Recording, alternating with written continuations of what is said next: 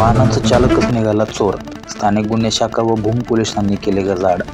दिनांक 29/5/2025 रोजी भूम शहरातील हॉटेल शिवनेरी समोरून फिर्यादी अनिल पांडुरंग बेदरे राहणार जामखेड यांच्या गाडीतून सोन्याचे दागिने तसेच रोख रक्कम अशी एकूण 9,62,110 रुपयाचा मुद्देमाल चोरीला गेला होता.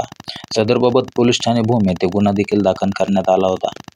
याबाबतची फिर्यादी यांनी ड्रायव्हर रवींद्र परदेशी राहणार जामखेड यांच्यावर संशय असल्याचे सांगितले. त्यास पोलिसांनी ताब्यात घेऊन त्यावरून पोलीस ठाणे भूम पोलीस व स्थानिक गुन्हे शाखा धाराशिव यांनी सदर गुन्ह्याच्या अनुषंगाने तांत्रिक माहिती गोळा करून ताब्यातील आरोपीकडे विश्वासात घेऊन चौकशी केली असता त्याने त्याच्या अन्य एका साथीदाराचे नाव चौकशी दरम्यान सांगितले. प्राप्त माहितीवरून आरोपी चंद्रकांत चव्हाण राहणार सावरगाव तालुका जामखेड या सावरगावातून ताब्यात घेऊन त्याच्याकडून चौकशी करून नमूद आरोपीकडून गुन्ह्यातील चोरीला गेलेले एकूण 65 ग्रॅम सोने, 75 ग्रॅम चांदी आणि रोख रक्कम 1,50,000 असा एकूण 8,12,000 रुपये किमतीचा मुद्देमाल जप्त करण्यात आला आहे.